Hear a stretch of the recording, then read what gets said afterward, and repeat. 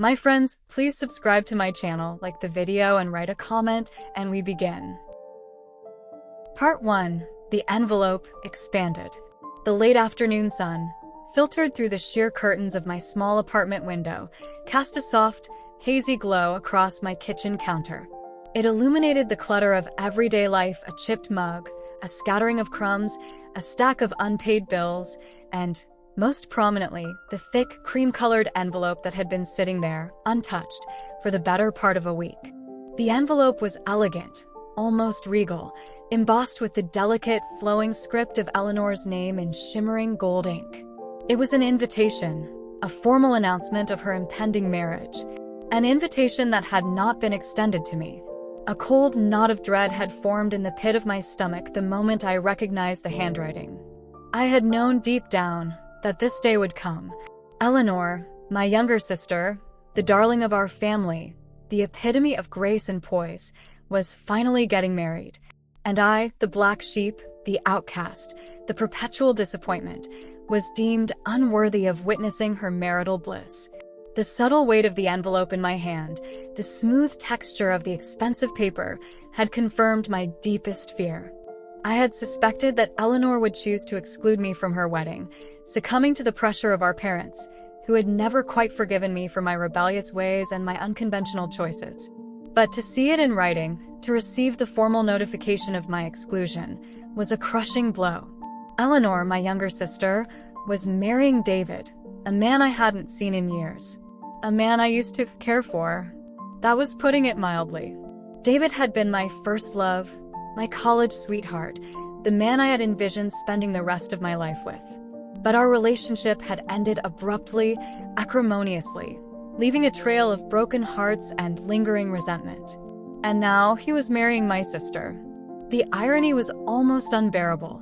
The envelope sat on my kitchen counter for days, a silent, accusatory presence, a constant reminder of my fractured family and my complicated past. I avoided it, pretending it wasn't there, hoping it would somehow magically disappear. But it remained, a symbol of my exclusion, a tangible manifestation of my deepest insecurities. The wedding itself, set to take place at the Blackwood Manor, was shaping up to be the event of the season. The Blackwood Manor, our family's ancestral home, a sprawling Gothic mansion that had been in our possession for generations, was a symbol of wealth, power, and privilege. It was the perfect backdrop for a lavish wedding, a celebration that would undoubtedly be meticulously planned and flawlessly executed. My family, always obsessed with appearances, always striving to maintain a facade of perfection, would be there in full force. My parents, Sarah and Thomas, would undoubtedly be beaming with pride, basking in the glow of their daughter's happiness and the prestige of the Blackwood name. My aunts, uncles, and cousins, all impeccably dressed and impeccably behaved, would be there to offer their congratulations and partake in the festivities. The morning of the wedding, I made a decision. I woke up early, my mind racing, my heart pounding with a mixture of anxiety and determination. I knew it was a foolish, perhaps even reckless act, a desperate attempt to reclaim some semblance of control over my own life. But I had to go. I had to see for myself. I knew I wouldn't be welcomed, that my presence would be met with disapproval and resentment. I knew that my parents would be furious, that Eleanor would be embarrassed, that the entire wedding would be disrupted by my uninvited appearance. But I couldn't stay away. I had to see Eleanor to make sure she was truly happy, to assess the situation for myself. I wasn't going to cause a scene, I reasoned. I wasn't going to disrupt the ceremony or make a spectacle of myself. I would simply observe, a silent witness, a ghost in the shadows. As I pulled into the long, winding driveway of the Blackwood Manor, my beat-up old car.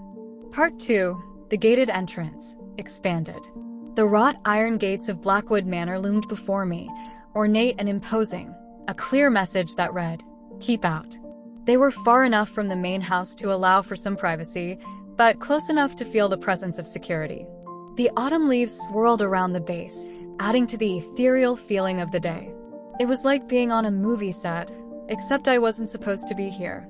My pulse quickened as I brought my aging vehicle to a halt, the tires crunching on the gravel driveway. The scale of the estate was overwhelming. Sprawling lawns stretched to the horizon, the trees a symphony of crimson and gold. A picturesque image, yet it felt staged, sterile. The air itself crackled with a tension that ran deeper than simple pre-wedding jitters. Stepping out of the car, I took a deep breath, trying to steady my nerves. The air was crisp and clean, carrying the faint sounds of music and laughter, tantalizing hints of the celebration unfolding within the manor's walls. A part of me longed to simply turn around, to escape the inevitable confrontation and return to the sanctuary of my small apartment. But another part, a stubborn, defiant voice, refused to be silenced. I had come this far, and I wasn't about to back down now. I wasn't invited, that was true. I wasn't wanted, likely also the truth. But Blackwood Manor wasn't just a place for me. It was a part of me. So instead, I slammed the car door shut, the sound echoing in the otherwise silent atmosphere. As I rounded the bend in the driveway approaching the main entrance, I saw them. The guards. Two stern-faced men in black suits, their faces unreadable, their eyes scanning the grounds with practiced efficiency. They were stationed on either side of the gates, their presence a clear deterrent to any unwelcome guests. Their dark suits blended seamlessly with the imposing gates, making them appear like ominous gatekeepers. I knew I couldn't just drive up to the gate and politely request entry. That was a guaranteed recipe for humiliation and rejection. I needed a different approach, a stealthier tactic. I needed to find a way to infiltrate the Blackwood Manor without attracting any unwanted attention.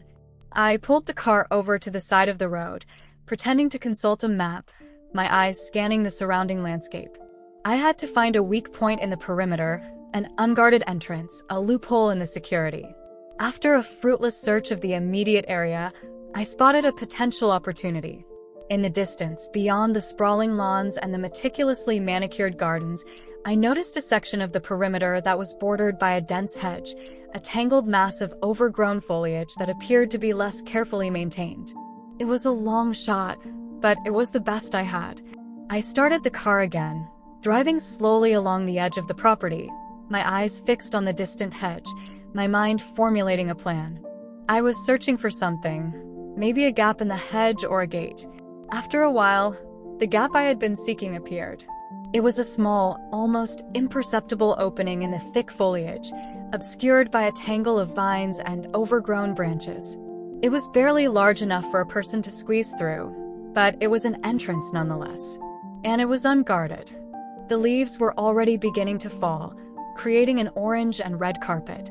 Everything was beautiful, yet I knew this would quickly lead to an unfortunate confrontation. I parked, hoping to quickly squeeze through the hedge. I switched off the ignition, took another deep breath, and ventured into the undergrowth, the thorns scratching at my skin. Part 3. The ballroom window expanded.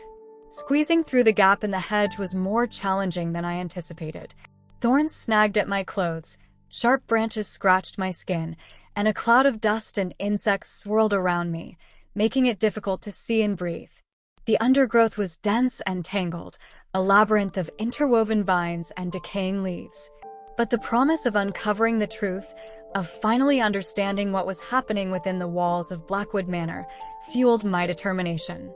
I pushed through the undergrowth, ignoring the discomfort, focusing on the faint sounds of music and laughter that grew louder with each step. The air felt different on this side of the hedge, cooler and damper, carrying the scent of damp earth and decaying vegetation. This felt like an entirely different world. Emerging from the hedge, I found myself in a smaller, more secluded garden, a secret sanctuary tucked away from the main festivities. This garden was very well maintained. A hidden path, lined with fragrant lavender bushes and meticulously pruned rose bushes, led towards a side door, a door I hoped would provide access to the ballroom. This door had to be it.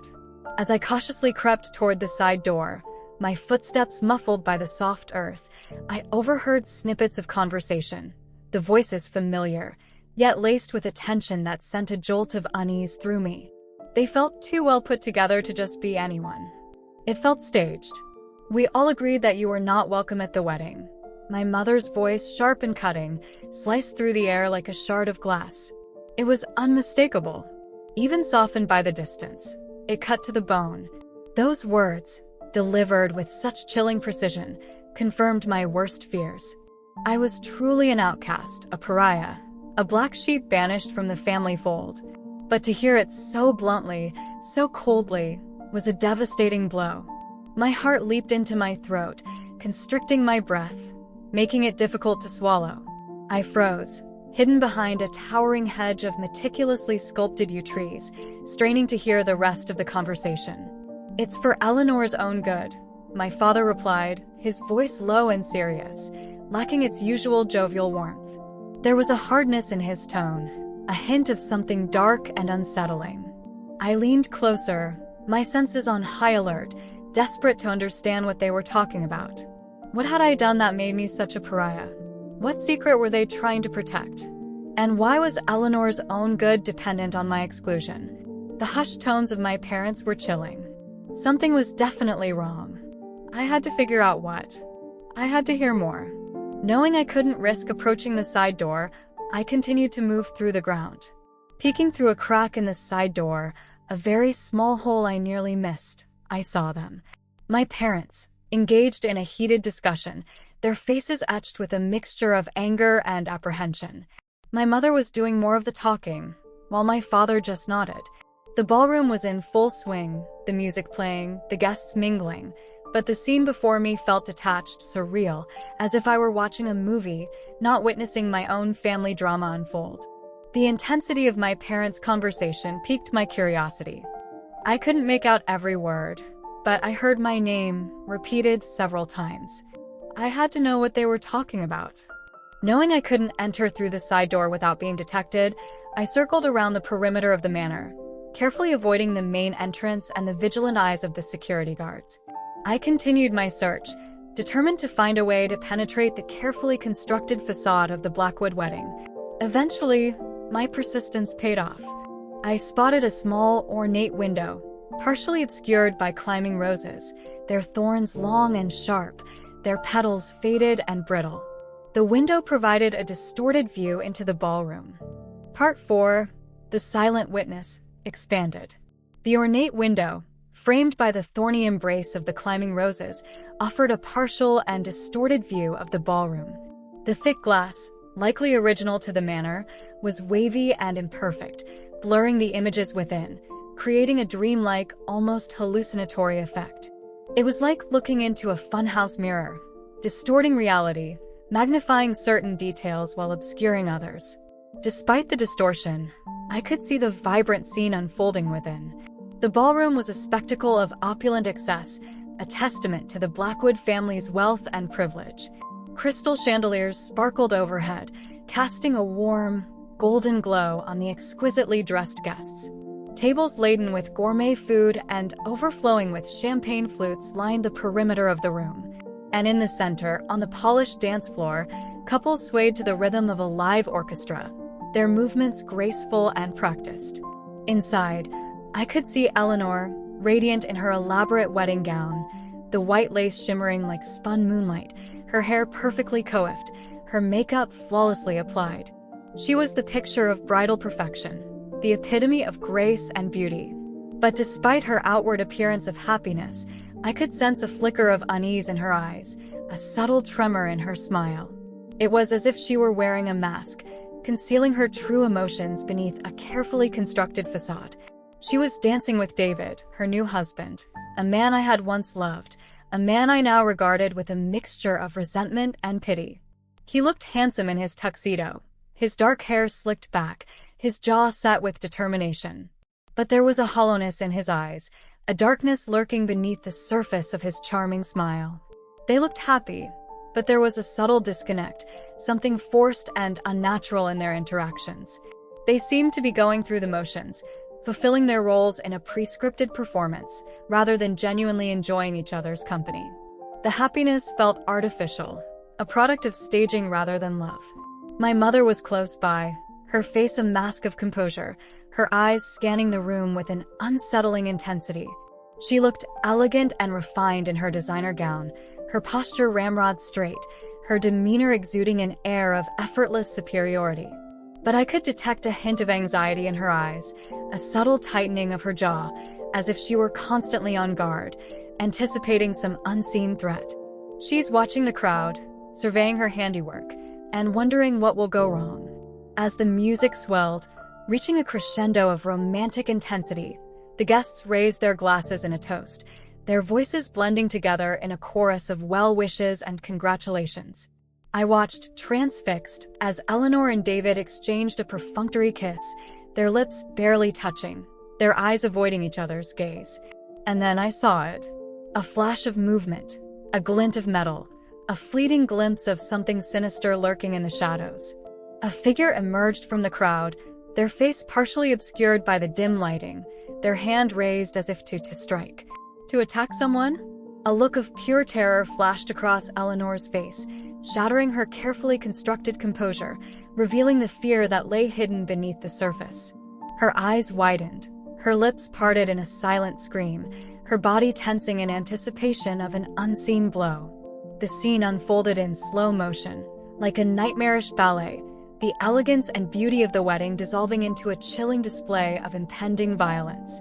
The scream was lost in the music. I had to get inside. I had to intervene, to protect Eleanor from whatever danger lurked within the walls of Blackwood Manor. I knew something was wrong. Part 5. The truth revealed, expanded, and concluded. I had to act. The vision of terror on Eleanor's face burned into my memory, a clear signal that she was in grave danger. I knew I couldn't stand by and watch. I had to find a way inside, to reach her, to protect her from whatever threat awaited. Ignoring the overwhelming noise and the oppressive atmosphere of the wedding, I scrambled along the back of the house. Finding an unlocked service entrance, a hidden doorway tucked away near the kitchen, I slipped inside, my heart pounding in my chest. The sudden shift from the crisp autumn air to the stifling heat of the manor's interior was jarring. The air was heavy with the scent of perfume, expensive food, and simmering dread. I moved through the bustling service corridors, dodging caterers, waiters,